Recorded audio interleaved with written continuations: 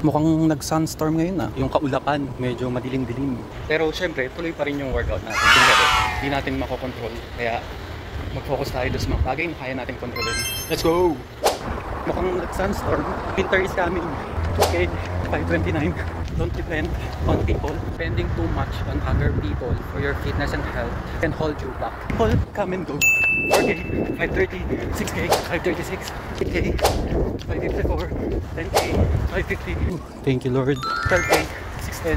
Evening workout done. When it comes to improving yourself, most especially in fitness and health, huwag ka masyadong mag-depend sa tao. People come and go. May mga araw na busy rin sila o may mga kanya-kanyang sariling lakad o sariling problema. Sarili mong goals, ikaw lang ang nakakaintindi. Hindi lahat pareho ng priorities o pacing ng tulad ng sayo. Huwag sisihan.